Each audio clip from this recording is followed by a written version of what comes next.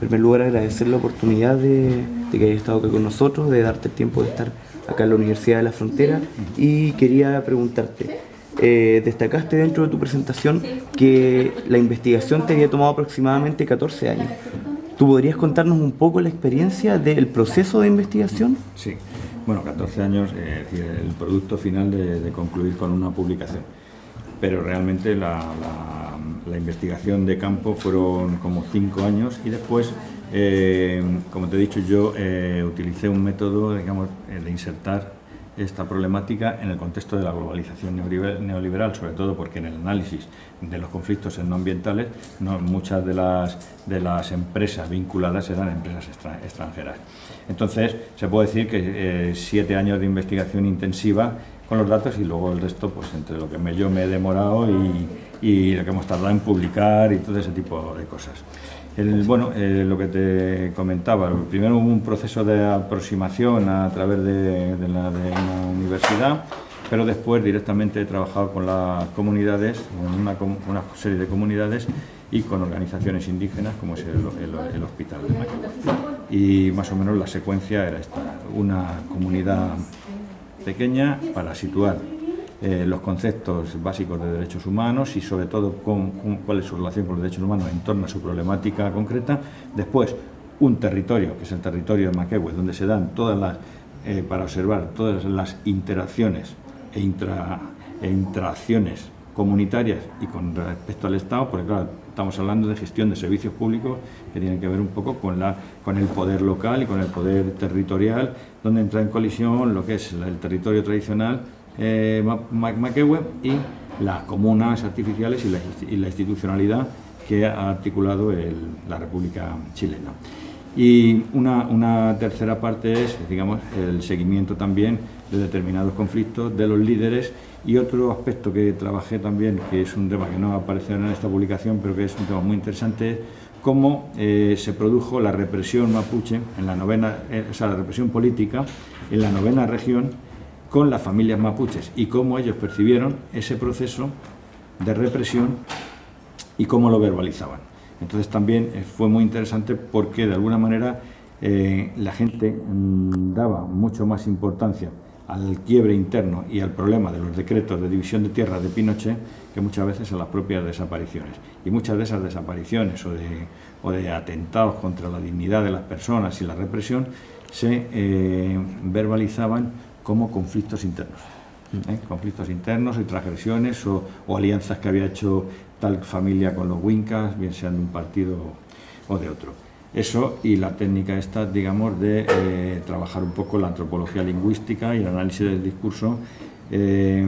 recopilando mucha documentación escrita que no se produce en forma de libro y se produce precisamente para responder al momento, por ejemplo, como son convocatorias, pasquines, boletines, revistas,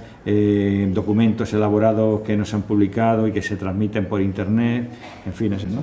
Dentro de la presentación se hablaba un poco de este cierto colonialismo o hegemonía que se podría ver desde las comunidades indígenas hacia el tema de los derechos humanos, que sería una imposición colonialista y muchas veces occidental. ¿Crees tú que existe un posicionamiento desde las comunidades para tener, por ejemplo, un nuevo código, un nuevo derechos humanos específicamente para pueblos indígenas? Yo creo que sí, de hecho, yo creo que sí. De hecho, un poco lo que he venido comentando va en esa dirección. Primero, se está produciendo por dos vías. Uno, hay unos derechos ya universales, que son derechos de 4ª generación y tal, como es la Declaración de Naciones Unidas de los Derechos de los Pueblos Indígenas, donde se habla mucho del Convenio 169 de la OIT, pero el marco nuevo y el marco más novedoso es esa declaración que es universal, una declaración universal y que está compartiendo, que reconoce los derechos colectivos,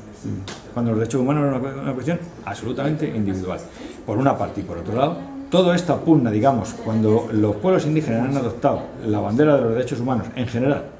y plantean cuestiones, por ejemplo, como la indivisibilidad, que es un concepto occidental claramente dentro de la indivisibilidad, la exigibilidad, etcétera, etcétera. La indivisibilidad quiere decir que A diferencia, por ejemplo, de las lecturas no neoliberales, sino liberales de los derechos humanos, ellos dicen que los derechos de primera, segunda y tercera generación son unos mismos derechos y que tanto valen los derechos políticos, sociales y culturales, o sea, los derechos económicos, sociales y culturales, como los derechos fundamentales y los políticos y civiles. Y en ese sentido, yo creo que está habiendo una reapropiación de los derechos humanos,